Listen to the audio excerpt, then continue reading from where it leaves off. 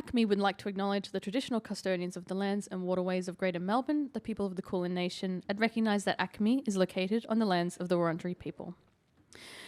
Welcome back. I am once again Silvi Vann-Wall. This is our third talk of the afternoon. Congrats if you've made it through all three. What a marathon. We're now talking about Godzilla, monster as metaphor, which is such a rich topic. I can't wait to get into it. Joining me, we have Jason Jones. Jason is a lecturer and coordinator of Japanese studies at Monash University, who co-hosts the horror film podcast Super Fun Scary Cast. We also have Naja later. Naja is an academic tutor at Swinburne who specialises in pop culture and social issues with a focus on superheroes, monsters and comic books. And Julian Lee. Julian is the Associate Dean of Global and Language Studies at RMIT University and co-author of Monsters of Modernity, Global Icons for Our Critical Condition. And once again, if you have questions for the panel, we'll read a couple out at the end, so please feel free to submit them through the QR codes. All right, so I'll start with the question I've been asking everyone today, which is what was your first introduction to Godzilla? And it doesn't have to be a film. And what were your impressions of Godzilla?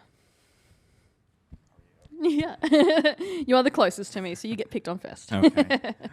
Good afternoon, everyone. I think my first encounter with Godzilla, I don't remember exactly what it was, but you can probably tell I'm from the US. I was born in the US, and every Saturday morning, they would, you'd get up early for some sort of Godzilla film marathon, and it was usually the more zany Godzillas, right? After the more serious films, you had Godzilla versus some thing. So it's Showa era then, like 60s, 70s, yep. Godzilla doing some sort of dance, these sorts of Godzilla films.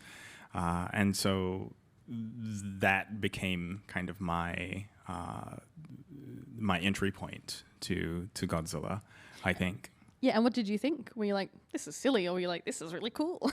Yeah, I think I probably just thought, okay, Godzilla's this superhero. Godzilla's a good monster. Oh, okay. And then that view became complicated as I watched other Godzilla films and interesting. And of course, saw the parodies, as many of you, if you attended the first talk, that it came up. The Simpsons, Rugrats, South Park. Godzilla's been parodied in a number of shows, so you can't avoid Godzilla. But yeah, that would have been my Saturday morning. Watch Godzilla. That was me as a child. This is a good guy. I love exactly. that. Exactly. Naya. That sounds fun. I've realized from this exhibition actually that Reptar is definitely my first encounter with Godzilla from Rugrats. And maybe, I'm sure I must have connected before this weekend that Reptar is a parody of Godzilla. But I would have been just about the target age for the Roland Emmerich one as well. I really remember the eyeball on everything. Yes. The sort of the surveillance of Godzilla really creeped me out. Actually, he watches that element of being like Godzilla actually being so huge but able to see you everywhere, because the eye was really how they promoted that film. Mm-hmm. So you were more like, this is something that's scary. It was, I was a very easily scared kid, so I went and studied horror movies for a living. But I was definitely like, oh, it's going to be really scary, but I definitely did want to see it too. Julian? Yeah. Hi everyone. My first introduction would have been the 1998 one, but I think where I'm going to go with the question is with the 2014 one. And I guess in terms of partly, what brings us here today, I saw it with a colleague, and after we left the cinema, he just was critiquing the film and tearing it apart. Whereas I kind of had experienced it in a fairly kind of pedestrian manner, and then to hear him sort of talk through what he thought was sort of problematic about the film, sort of in a political or sociological sense. I was like, oh, and so that maybe sort of opened the door to me thinking about, where can, these films, in addition to being able to enjoy them, where can it take your thinking and help you to kind of understand and use it as a lens to understand the world? So that's, Yeah. So, and in a nutshell, your impression, was it that Godzilla's scary, Godzilla's cool, or he's awesome? No, so I mean, for me, in terms of like genres of monster films, I can't really get into the ones that are like truly scary, and certainly nothing that's sort of demented. Whereas I find Godzilla to be an approachable, sort of scary, but at the same time not really, and so therefore I can and like some of the other panelists today, it's like there's a level of identification sometimes with Godzilla. And so, certainly not as a scary creature, but maybe almost one that you're sort of interested in, curious about, and maybe even sort of projecting yourself into a little bit. So from a bad guy to a good guy to everything in between, we are, of course, talking about the ways in which Godzilla has been used to symbolize other things.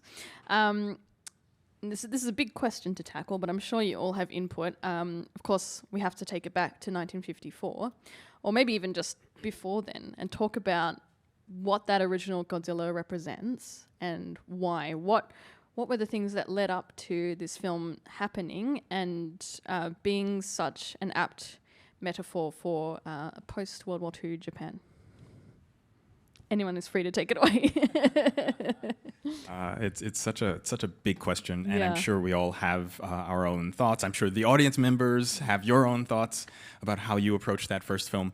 Can I just maybe point out something that stands out to me in that first film, in terms of metaphor? I think so. We often associate Godzilla with the nuclear, with Hiroshima and Nagasaki, but we also forget the firebombing of Tokyo, and this it connects to why the Imperial Palace is always safe. Yes, which we mentioned before. If you weren't there, I'll just say again that in all of the Godzilla films, he never attacks the Imperial Palace. Somehow, it's always safe. Yeah. If you were to look at where Godzilla destroys in the first Godzilla film, and you can do this just based on the scenery, what department stores are there, what signs are there, et cetera, you can see that Godzilla pretty much avoids the Imperial Palace. And if you were to take the maps of that area of Tokyo Bay, prior to the U.S. firebombing of Tokyo, and after that firebombing, and you superimpose over that, where Godzilla walked, they pretty much line up. And so this is one thing that I would say. There are a gazillion others, but one thing that I would say is that, yes, in addition to talking about the nuclear, it's in Godzilla's footsteps, right? His footsteps are laden with strontium-90, like this byproduct of the nuclear process. It's not just that, though. It is also the firebombing of Tokyo. And when you're looking at people as they travel on the train, one of the things they're worried about is being dragged back into the wartime scenario. So they're not allowed to move beyond the war, or just as just when you thought it was, everything was going to be good, you get dragged back into those bad times. So that's one of the things that stands out to me. Yeah, there is a character who says, "I just survived Hiroshima, and now this," But for people who aren't really too familiar with that origin of Godzilla, I mean, I know a lot of the younger generations probably haven't had a chance to see it. So what are the ways in which we're clued in to it being a metaphor? Who can talk about like how the film lets us know as an audience that this is what they're actually talking about? We're not actually talking about a lizard coming in from the ocean. Well, we are, but also there are the other layers to it. Look, I mean, I'm not quite sure how to answer that question specifically in terms of like the visual cues, but I think, what you were saying just now about, I've just lived through the war and then, now this, and for me, one of the key, I guess, features for, in terms of like how I see Godzilla, and I feel it's a bit not quite so present in the more recent American versions of it, is that Godzilla represents sort of the aftermath of some sort of hubris or sort of, cataclysmic wrongdoing done by humans, right? And so, and then in terms of being able to sort of understand the kind of the misery that can follow from, such something like a bombing, right? How that misery kind of, gets lived in sort of very day-to-day ways. So how do you then visualize or make it understandable? And Godzilla enables us to do that, to understand what an aftermath might look like and how misery continues from a previous, wrongdoing of some sort. And it's also there was a direct influence from the bombing, the tests that were happening at Bikini Atoll, and the fishermen that got caught in the I guess in the zone of fire from that. And it's less subtext in the film than it is text, right? They're literally out there in the ocean, and there's like a flash of light and a mushroom cloud, and this is all in the film, and there's people in hospital beds and on floors of hospitals who are burnt and injured from Godzilla, and it's all quite visceral and quite scary and sad. So that first film is really, it's not subtle, is what I'm saying. It is sadder than I remember sometimes. Yeah. But on that sort of idea of hubris as well, one thing I hadn't realized the depth of was how much it changed from the original 1954 release to the King of the Monsters redub of it that was released around the world as well. Yeah, and that's the American recut. Yeah. So the one that was released, with the American dub 2 years later, obviously we can imagine radically changes a lot of the backstory, the world building, the context, translation, that kind of thing. One of the things that the little details is that when the scientist proposes, I think Godzilla has a nuclear origin, they cut out just enough from that conversation that it sounds like everyone in the room is protesting and questioning whether can we really know if it was a nuclear thing or whether this is just a monster that came out of nowhere. Whereas in the 1954 Japanese version, the protesting is when the government says, should we tell everyone that though? Yeah. And that's what people are objecting to. So a huge kind of ideological difference there that it's not called into question whether Godzilla is a result of, and it shifts from film to film, whether it's Japanese or American nuclear experiments. But one of the other sort of political things we should bring up too from that first film is Godzilla as like a Pacific Island origin as well, because more and more they bring in this sort of very kind of exoticized, very exploitative version of a lot of different Pacific cultures, which would definitely have a lot of post-war politics attached. Yeah, even in the original film, the way that the indigenous Japanese islanders are portrayed is quite racist. They're like, we used to sacrifice girls so that Godzilla wouldn't come and attack us. Like, oh, okay, cool. Which did come straight from King Kong as well, which had just been re-released. And was really popular.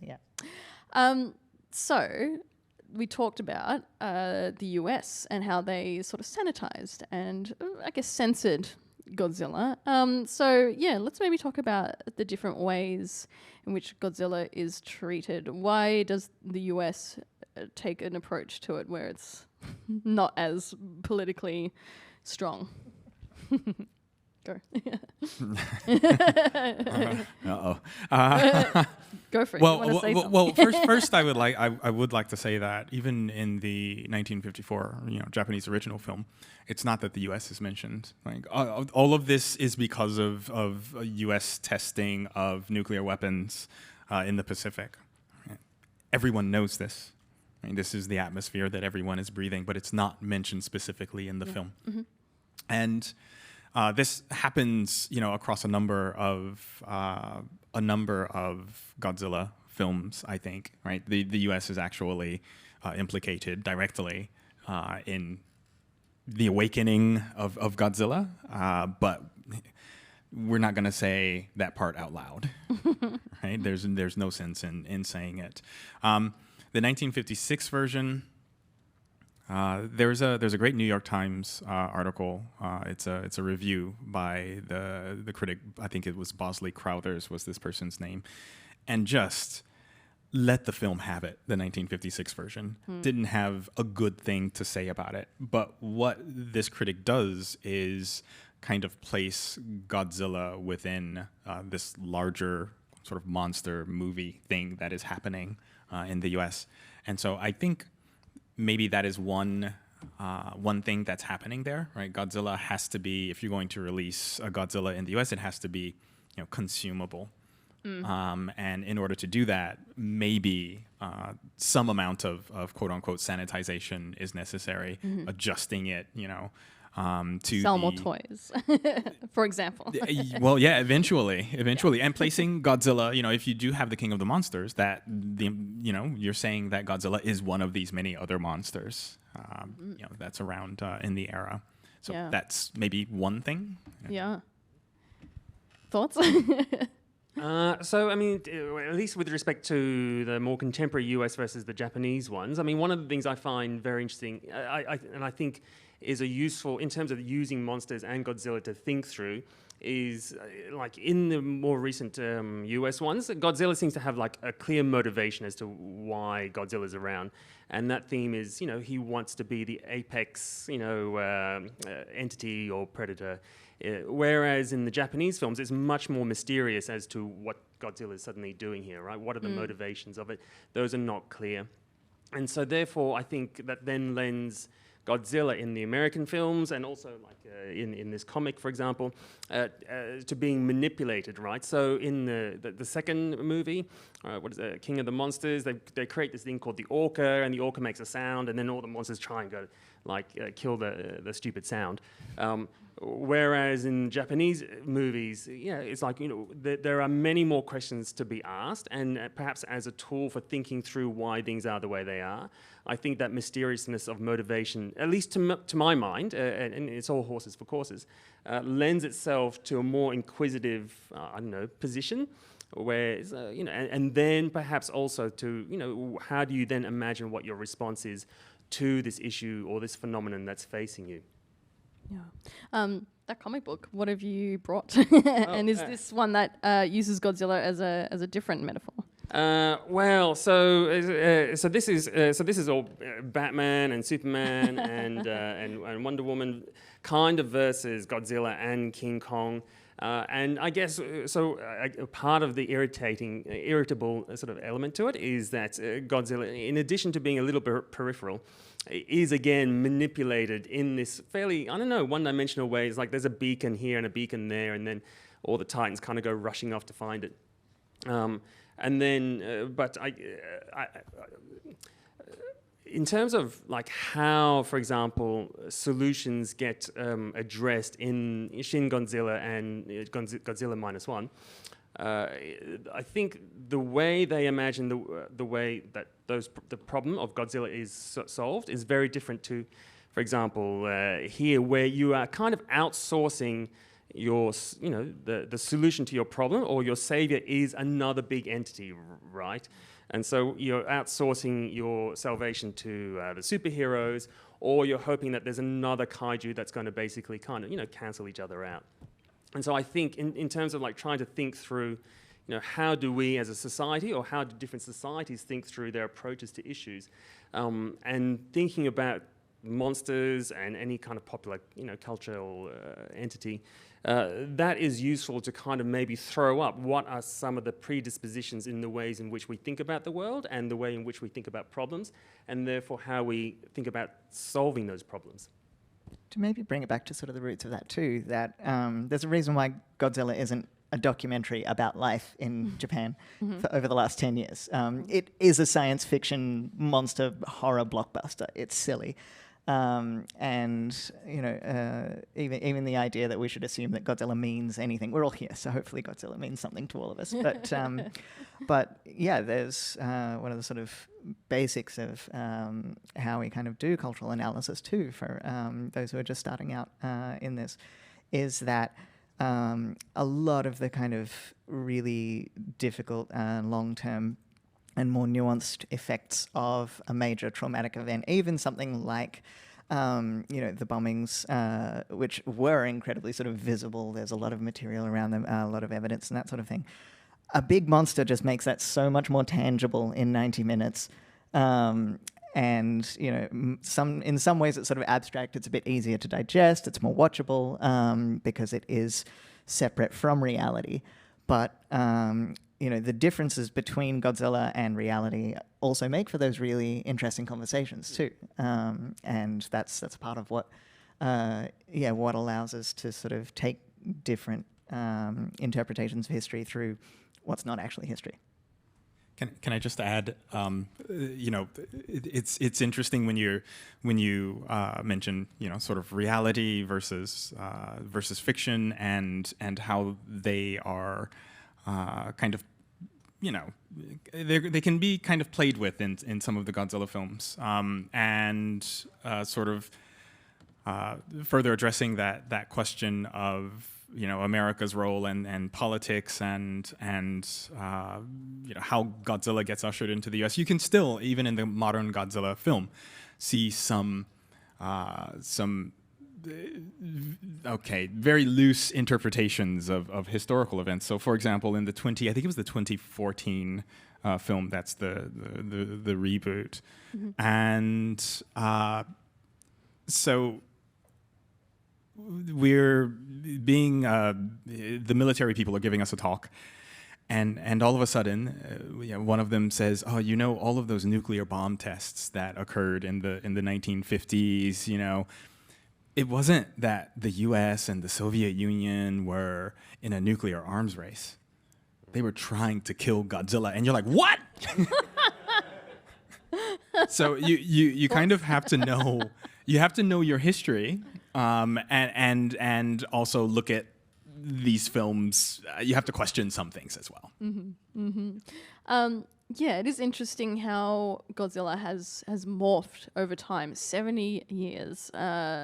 It's come to represent so many different things. Recently in -1, it was very much about survivor's guilt. Shin Godzilla, political incompetence, and responses to modern day natural disasters. Maybe we can touch on the ways in which it has morphed. So if something stands out to you, maybe we could just talk about Shin and -1, since I know everyone's really keen on those. Maybe we'll start with Naja. I know I'm nodding a lot. I really loved Shin Godzilla. It was one of those ones where people tell you it's going to be really good, you're going to enjoy it, and then you watch it, you're like, it's even better than the guarantee. And people are so right about you get annoyed. But one of the things that, and I mean, you mentioned this, like Godzilla as a natural disaster, Godzilla as sort of an animal that either existed in ancient times or had originally been an iguana or whatever, that was mutated. One of the things that sort of really troubled me about the idea of Godzilla as a metaphor for war crimes was that if Godzilla's an animal, then this is just sort of inevitable. This is a natural disaster. It's nobody's fault. This is just something that happens. And it shifts the blame. Yeah, it sort of shifts the blame onto, like, this is just a fact of life. Yeah. On the other hand, one of the things that really worked for me about Shin Godzilla in particular, which does talk about sort of, a very clear nuclear origin that makes this creature so dangerous, is that it really acts like an animal. And initially that sort of, the clumsiness and the sort of confusion and that sort of very silly, very inhuman look to the early Shin Godzilla incarnations feels very much to me like a sort of confused, flailing wild animal that doesn't realize the kind of damage it's doing because it's, it's completely non-malevolent, and that idea of, I remember early on going, what does Godzilla want? Shin Godzilla I never wanted. Shin Godzilla I was like, this is just a lost, hurt creature. Yeah.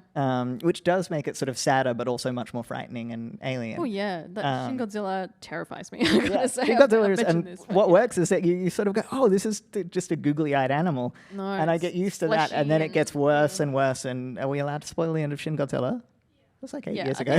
We're dealing with mega fans. You're talking about Godzilla morphing too. I was saying just before we started, I had to freeze the final frame of Shin Godzilla because I couldn't believe what I was seeing, that the latest sort of evolution of Shin Godzilla is actually made up of like contorted human bodies, that Godzilla is sort of morphing. And I don't know, someone might know their Godzilla lore better than me, but both -1 and Shin Godzilla imply and sort of allude to quite a lot more than any of the older ones that I know well, that there's potential for some sort of hybridity between humans and Godzilla. That there's sort of it's not destroyed completely. That we might get mutated by Godzilla, that Godzilla might mutate into something human. And while we've just, you've been talking about the idea of humans in the suits, the idea that, sort of humans aren't just threatened by their habitat being destroyed by Godzilla, but that we might get Godzilla'd The whole idea of like, being able to project yourself into the monster becomes a whole other thing. This sort of idea of like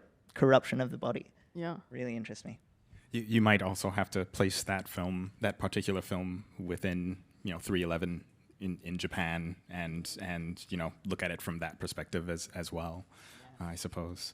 But the humans are also confused and flailing, just like Godzilla, in the film. Yeah.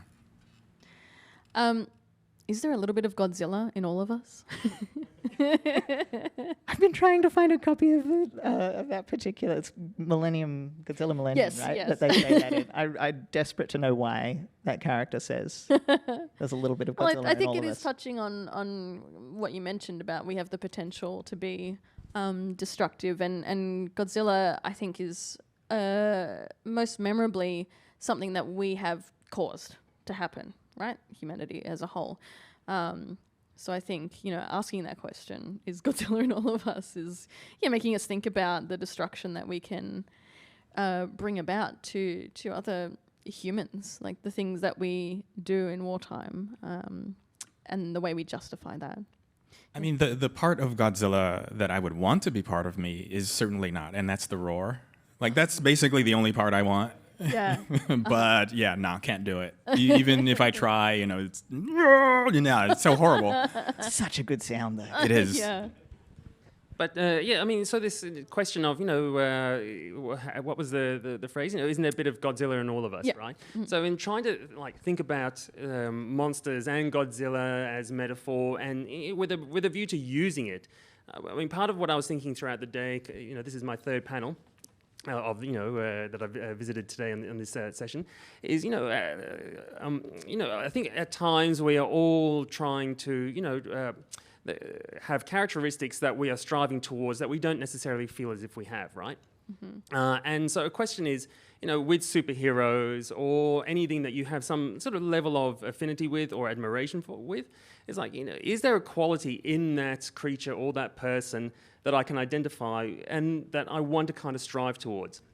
So maybe, and so what does Godzilla mean to you is a question whether you're an adult or a kid. What is it that's cool about Godzilla potentially? And so maybe you've got a job interview coming up, or you've got to, be on stage talking to a bunch of people, or you've got a class presentation that you're needing to give.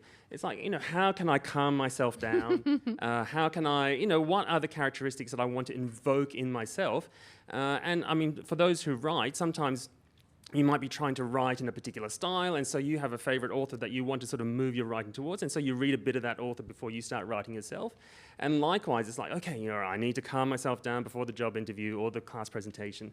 And then it's like maybe sort of partly imagining yourself walking slowly, unstoppably, full of determination like Godzilla. And so in that sense, if we want to sort of use Godzilla in diverse ways, this is a potential use as a metaphor, a personal metaphor, that Godzilla can, mean for individual people and for different people in the room. They'll extract different elements potentially of Godzilla.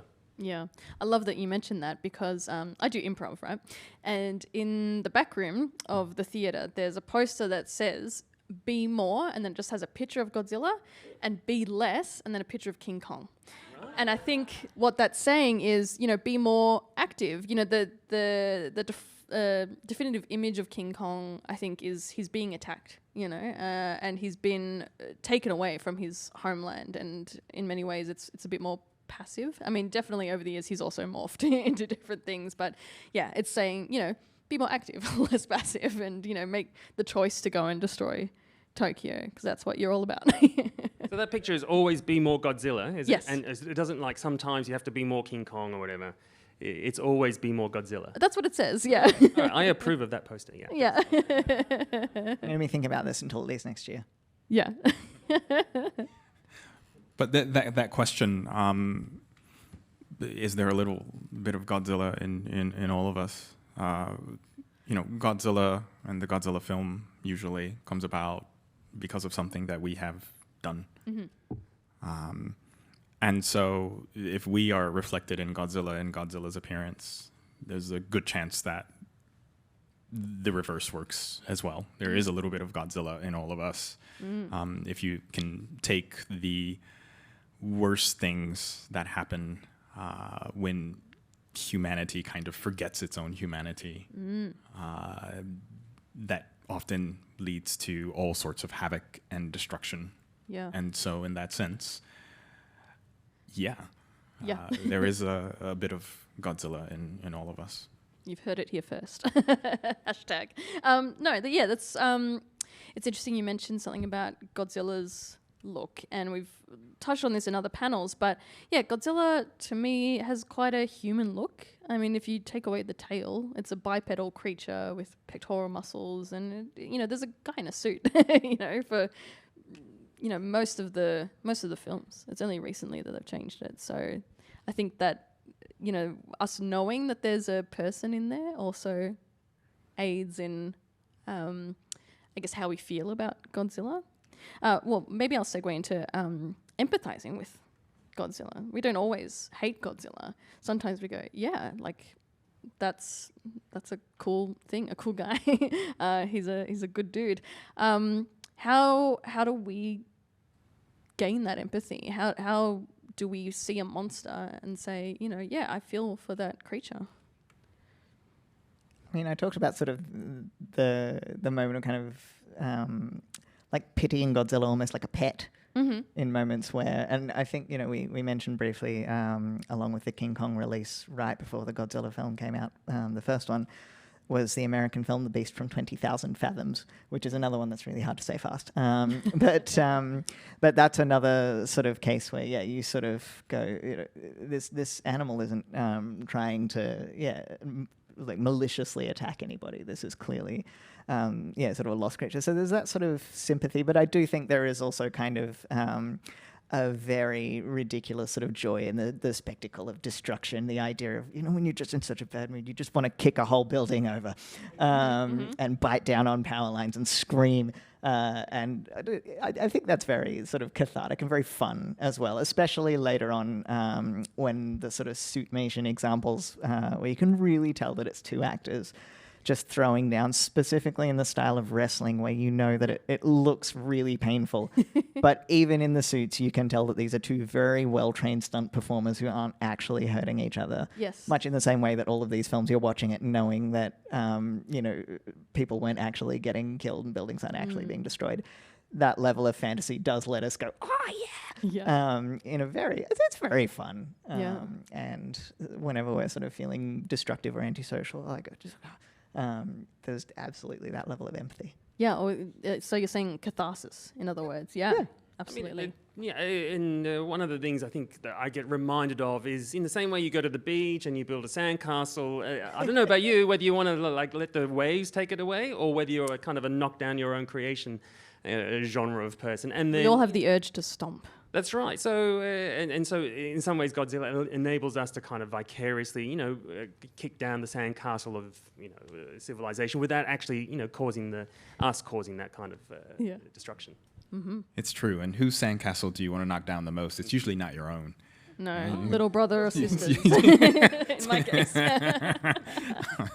There was definitely many Lego cities in my childhood that got Godzilla by me. Those hurt though. I love that Godzilla as a verb. You Godzilla something, you crush it. That's a good one.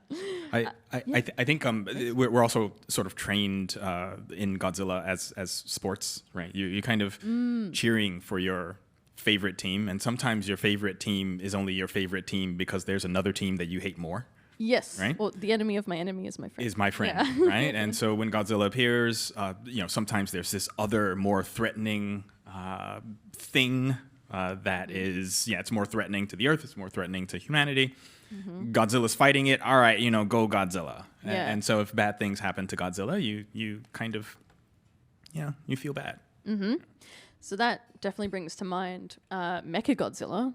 I don't know if anyone wants to speak on that, maybe if we're knowledgeable about it. But yeah, he's one of my favorite examples of the rogues gallery of kaiju, or as we said before, Godzilla and Associates.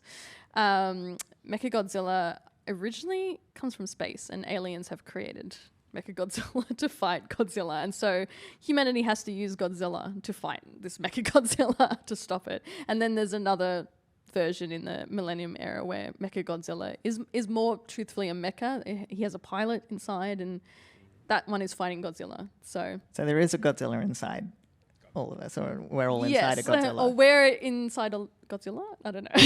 In this situation. Well, can we talk about the different associates of Godzilla and what they represent? If anyone's got an example, but I think the Showa era is the biggest era for that because they were just pumping out all these different kaiju. Yeah, Godzilla and associates, lawyers. I don't know. I mean, it'd be curious to know like who's the most beloved of Godzilla's, frenemies, enemies in the room. I mean, for me, I just have such a soft spot for Mothra. Because I just think, who thought of, creating a monster that was something as fragile as a moth, right? And so one of the things I do like about, I guess, Godzilla and various other things is just how bonkers some of the concepts are. And so Biolente, I think, is a mashup between Godzilla, a human, and a rose. It's like, who would have thought to kind of, mash, I know it's the monster roses mash. are very, irksome in terms of, trying to handle them and prick, but it does enable us to kind of think through some of the, I guess, mundane things that we might otherwise ignore and maybe sort of appreciate some of their danger, but also to kind of move us out of, I guess, trained ways of thinking or canals of thinking where we immediately associate certain things with, these are dangerous things and these are harmless things, and just, throwing things like roses and moths in as things to be,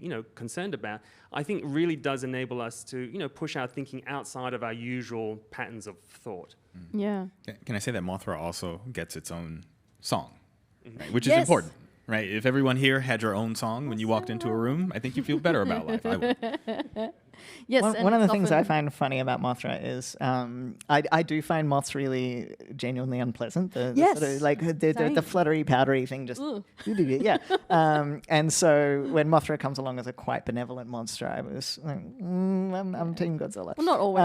But then the grubs, I love that these two like pathetic little caterpillars just wreck Godzilla. That was super fun to me. They remind me so much of Caterpie, the Pokemon, and who must have the design must have come from the Mothra larvae with the string shot. Just the idea that I was like, if I can wiggle around that slowly and pathetically and destroy Godzilla too, that was my sort of point of sympathy. But when it's me when I'm really tired, then you know what? Mine was very be more Mothra grub. If you can manage to defeat some of the most powerful monsters. For sure. That's right, yeah. Yeah, and it's interesting. A lot of these kaiju get sort of maligned for being a bit silly, but they all represent something quite deep as well. Mothra is very much a protector of indigenous island culture in Japan. So she is called by them to protect them. She's like a divine protector. But, there's also all these elements to Mothra that are quite silly, like the two little fairies that always accompany her. Become TV stars as well. Yeah. Always twins as well. It's very interesting. I think, Japan was just fascinated with twins. I think that's why. They were already celebrities, I think. Oh, the original ones? Yeah. But I guess I'm speaking more broadly to the fact that Mothra always comes in a pair as well. It's just something about twins. Something cool.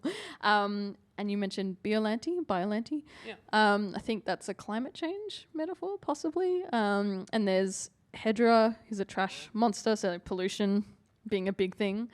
And Mechagodzilla was like space race fears, there's so many, and each one of them has an accompanying metaphor.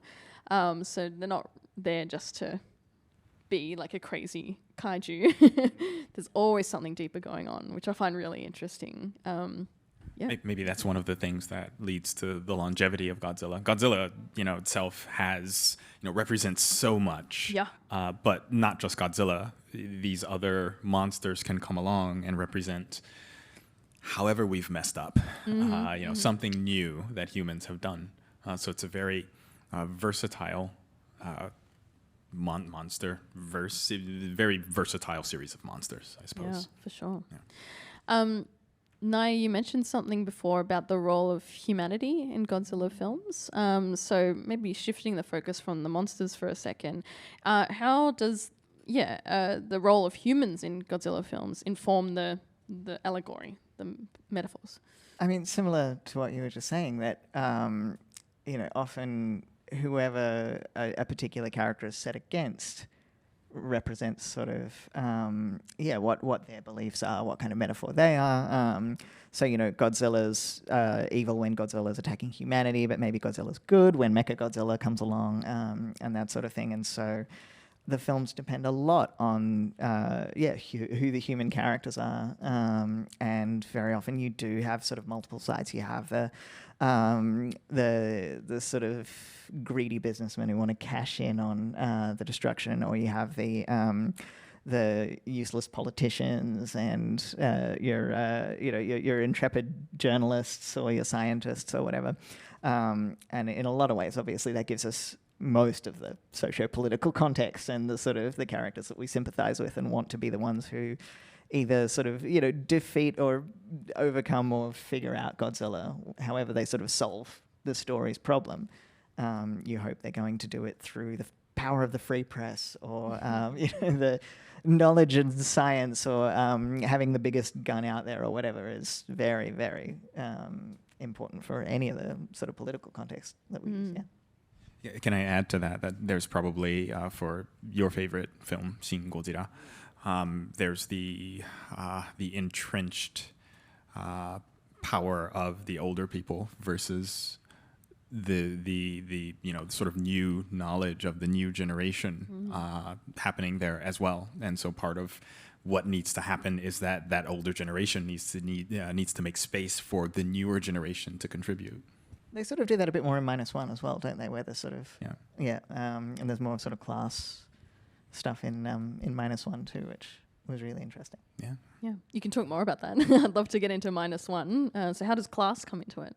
I mean, they sort of talk about the idea of kind of veterans having much more kind of hands-on experience that hasn't really been being respected, and they sort of decide that they're going to no longer follow orders and actually, sort of implement particular solutions. And I think, one of the things that I loved about Shin Godzilla is that they spend 90% of it holding new committees and carrying printouts around. I was in tears, but like a really great sort of, and not just kind of a modern critique. They do it a bit in -1 as well, where the idea that committees can't solve these problems can potentially be when we need to sort of streamline government and rely on kind of instant action without proper authorization is a problematic version of that. And then a better version of that is if we stop just kind of lashing out, or if we kind of get so caught up in potential problems and everyone getting sort of their say at the table, then is this not actually addressing the real problem and people impacted by it? But where was I going with that? Characters in -1.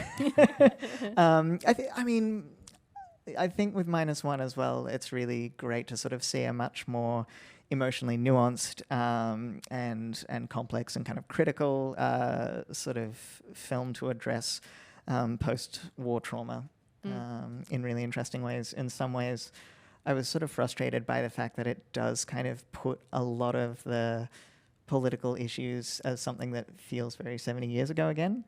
Whereas what worked for me about Shin Godzilla was that it's very much, still an atomic threat. Yeah, but current. But it didn't go away. We're not, this isn't, Godzilla isn't a historical issue. It's not a thing of the past. Yeah. Yeah. Mm. What about when Godzilla is morphed into something quite different to what we see in the movies? There are Godzilla cartoons and Godzilla chibi cartoons, meaning he's small and cutesy. What happens to what Godzilla represents when he's morphed so much? Someone else feel it. I've been talking to him already so much. Well, Godzilla's an incredibly malleable character, and I mentioned earlier that Godzilla has to be something that can be consumed, and I think this is just part of it. Yeah. Godzilla's not just one thing. You can have this very cute version of Godzilla. You can have the very monstrous version of Godzilla. You can have even cuter versions of Godzilla, right? You can turn one of those Shin Godzilla stages into a very cute plush toy. Godzilla's, it's kind of, I think the only company that might have it better is Disney in terms of its being able to merchandise its intellectual property. So, I would certainly do the same thing if I could make like a Jzilla. And everyone bought a Jzilla. Yeah. I'd be selling them right over there. Hell yeah. Yeah. So I think that's part of it. Yeah. I mean, I think one of the things that your question sort of raises for me is a recent experience when my colleague went to Japan, and then he knew I was interested in Godzilla, and then he was taking photos of like Godzilla being used to promote, like, I don't know, it was like a dessert house or something, and things which I kind of felt were like wrong, and it's not, and I guess, and that feeling that, hashtag not my Godzilla, right? In some ways it's like, they miss you. But then maybe it's a nice reminder that Godzilla does not exist in a neutral substrate.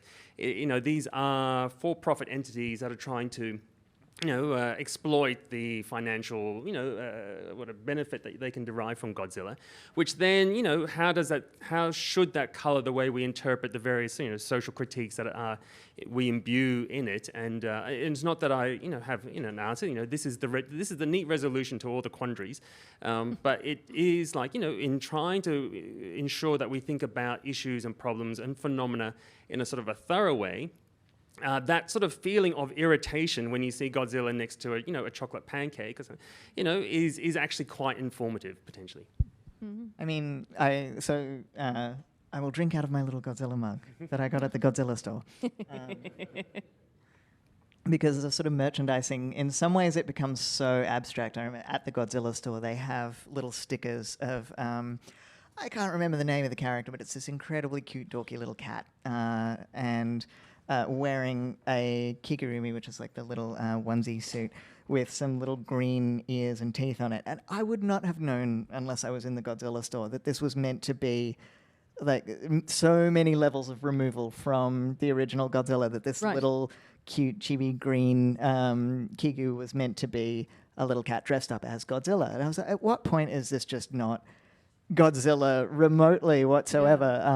And so, in some ways, Godzilla's just a face on a soda can next to a chocolate pancake or something. And and I don't think anyone's looking at those going like, yes, Hiroshima. Yeah, exactly. And I'm and it gives you this moment of, am I doing something terrible? Yeah, what is this? But I do think as well, beyond that, like Godzilla is also a big goofy sci-fi monster.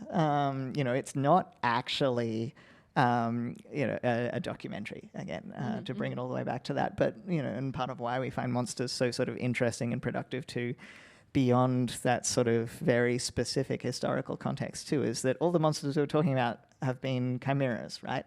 They combine multiple, animals or living beings or inorganic materials or whatever when it comes to Mechagodzilla.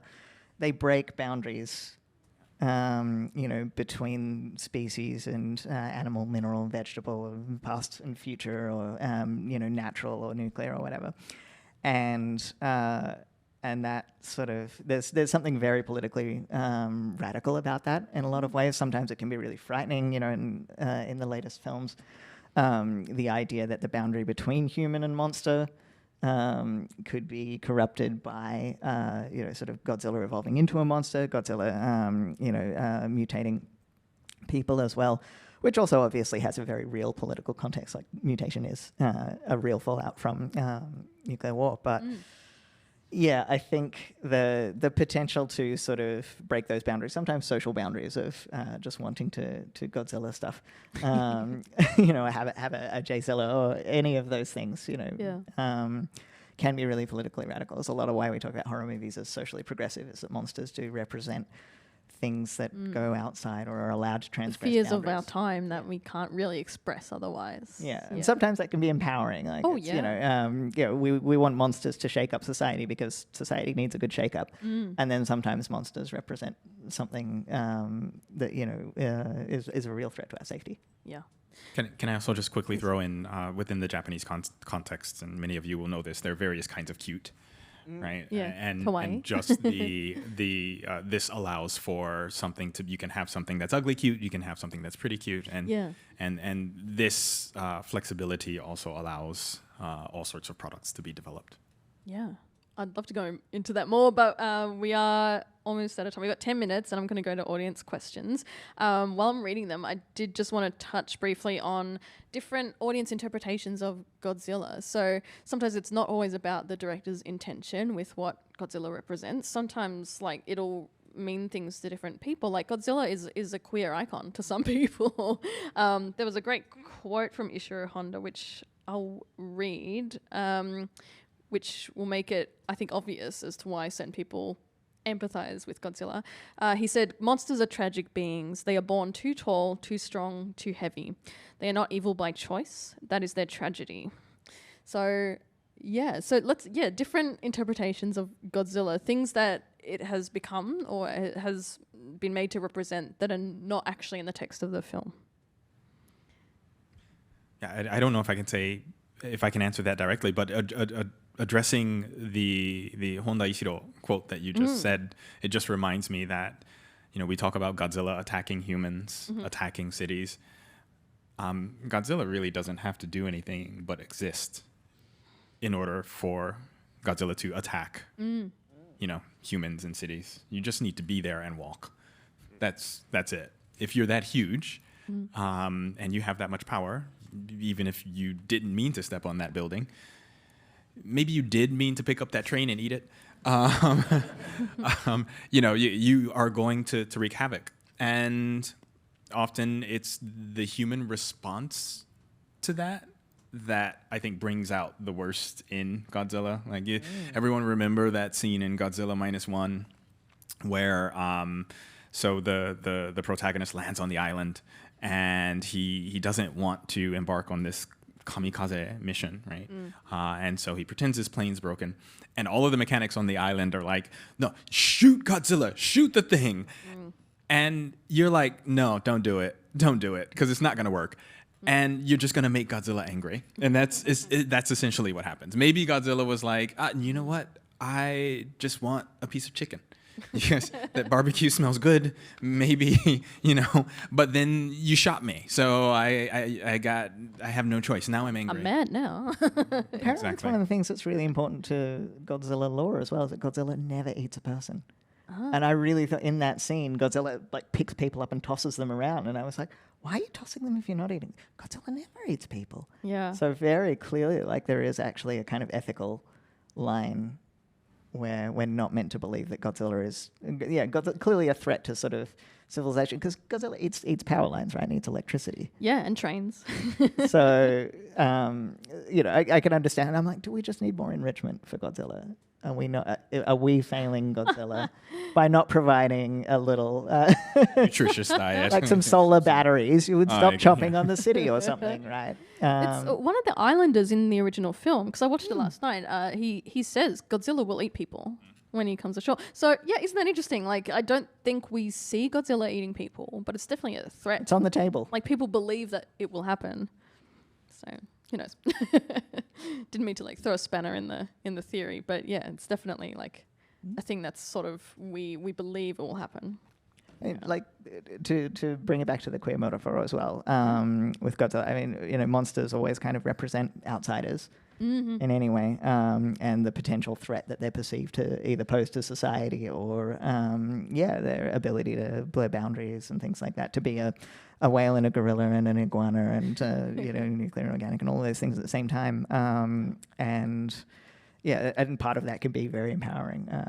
And sometimes it can also be threatening too. Someone can go, "Oh my God," and sometimes it can be fun. And I think whether a director says they intend for that or not. Sometimes that can change too. They can say, of course it was meant to be a metaphor. I couldn't say that on the press tour. But whether the director gets a say in that or whether it gets reclaimed later, I just watched Mechagodzilla shooting rainbows at everybody, and I was like, yes. Hell yeah. Yeah, absolutely. Pride.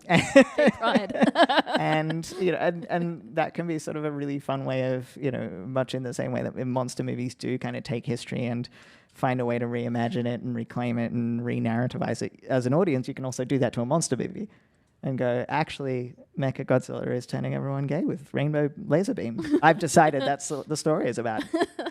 Yeah. Just like the gay agenda says. 1975. There's a really interesting question that's been upvoted to the top. I don't know if anyone's expertise will touch on this, but I'll ask it anyway. It says that German expressionists were often grappling with the trauma of World War I in their films. Would you consider kaiju cinema operating in a similar way, even beyond Godzilla? So I guess, another way of asking this would be, is Godzilla an expressionist film? It's a big one, yeah. I'm not quite, I'm definitely not going to be very well qualified to draw the link. So I'm not sure if anyone else has got an angle on this specific question. But I mean, so I guess to elaborate on a theme that sort of came up before, in addition to various forms of catharsis, but seeing how people respond to the catastrophes that are caused either per se or within Godzilla films is, I think, one of the functions potentially of films like this. Because, I mean, most of us, hopefully, will never live through a catastrophe of quite the scale of, a Godzilla moving through a city. But to learn how people react in conditions of, extreme, destruction, like, a hurricane coming through, there are certain views that, there's a veneer of civilization where, without the structures of society, it's basically, like a Lord of the Flies situation, right? Where people turn on each other. Whereas I think some of the research around what people actually do in those scenarios is actually much more comforting. People actually, behave very well and helpful towards other people, and it's not so much the case that there's this veneer of civilization that disappears. So in those moments of crisis, and so the way that people sort of work together, especially in the two most recent Japanese films, is, I think, quite supportive of a narrative of this is how we can respond to a situation, as opposed to outsourcing, I guess, our being saved to superheroes. We can work together in a civilian capacity, whether it's engineers and estate planners moving together to move the cement trucks around. I think that is a much more hopeful and, at least in my opinion, I guess, better way to think about responding to crises, as opposed to saying someone else is going to fix it because they're superheroes, and that kind of train of thought that someone else has got this, who's better qualified and knows what they're doing, whereas is actually trying to entrain our thinking by working together and bringing our different disciplinary skills and collaborative dispositions, we can confront a very difficult and challenging situation.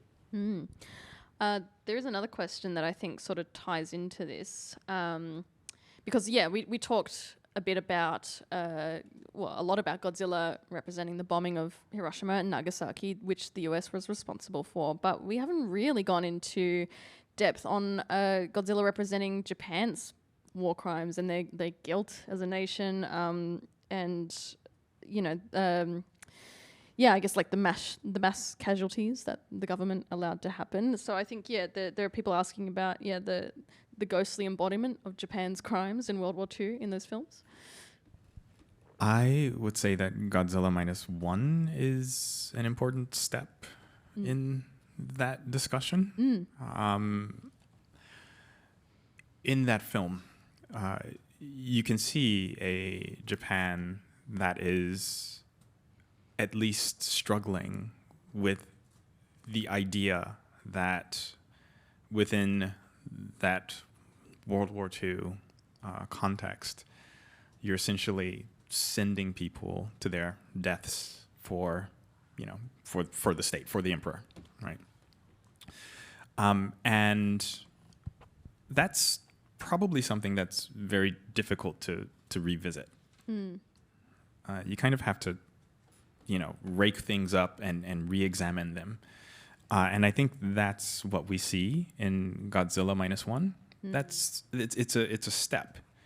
It's a bit of progress, one step, to say, maybe we do have to ask questions about these people that we sent to their certain deaths, essentially giving them no choice to do otherwise. So this doesn't address the severity that is sort of included in that question, but it's one step. Yeah. Yeah, it's a film that does show that something is happening there. Yeah, I think even the first film goes there to an extent that the government is certainly not shown as heroic, and it is presented as a tragedy that they killed Godzilla, that they met violence with violence. And, there's a lot of disappointment in that ending with the paleontologist who, is just kind of like,